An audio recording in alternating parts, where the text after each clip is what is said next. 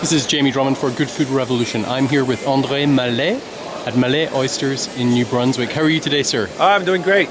Now, I was wondering if you could tell me a little bit about your family's history with oysters, considering so many of your wonderful oysters make their way all the way to Toronto.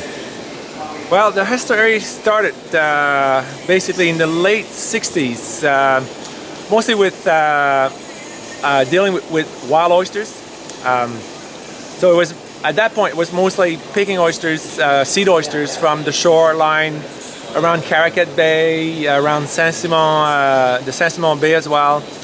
And then we would actually transfer these oysters to our leases. So basically a lease is an area of water that we lease from the government at a certain price, basically. So then these oysters would be left on the bottom to grow, and then these would be raked to be sold. So that's the story back in the late 60s, early 70s. So that was a very traditional way of harvesting the oysters. Very traditional way. So in 72, my father and with two other persons from Shippagan, a lawyer and actually a professor, my father is an insurance salesman, they decided to found this company called L'étang Ruisseau Bar.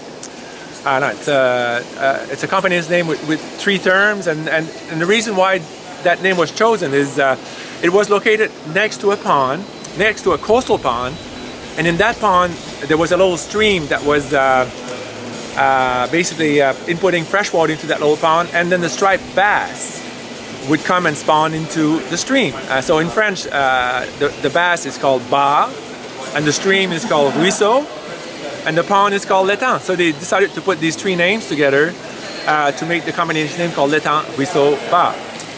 And they were very innovative at the time. So initially they were using scallop shells as the collector to collect seed. The scallop shells? Scallop shells, yeah, on these strings, wire strings, basically into the Caracat Bay. But it was very, very time consuming, and quickly realized that they would not be able to make any. It didn't make sense economically to do that. So they went to France and imported a collector that is now widely used throughout New Brunswick. It's called the Chinese hat collector. It's a plastic collector that they cover with cement. So they were able then to collect a lot of seed in that manner. That was very successful. But again, the way to grow oysters was to take that seed, grow it to about a 1 inch side, 3/4 to 1 inch in size, and then they would spread these oysters on bottom leases. Now, there are areas in the Maritimes that are very conducive to growing oysters on the bottom. Some sites in PEI, Nova Scotia, and some sites also in New Brunswick. But in our area, we have a very short growing season, and also the predation rate is very high. So 5 or 6 years later, they quickly realized that they were feeding the crab and the lobsters, and there were very few oysters to be harvested. So that's what at the time they started to experiment a bit with cages. And then we took the company, control of the company in 96. So myself, I'm a marine biologist. I was for about 12, 14 years trying to tell people how to grow oysters, but mostly as a consultant, and I decided at that point to put money where my mouth was, literally, and to invest into this company. And at that point we moved to what we use, these oyster bags, they're floating oyster bags, which basically in effect offers a way to really control your inventory and to also protect your inventory from predators. So from that point on, we really started to grow this company quite nicely. We're now exporting to all throughout Canada and the US, some also to Holland. And we've also diversified our product base.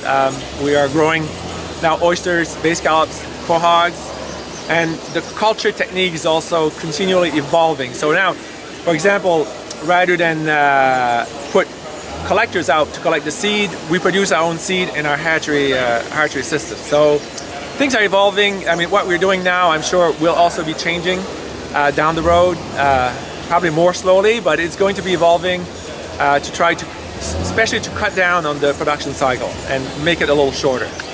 André Mallet, we've really enjoyed your oysters today, and we really appreciate you giving us a little bit of family history. Thank you very much from Good Food Revolution. We look forward to catching up with you very soon in the future. You are very welcome. Take care. Okay, bye.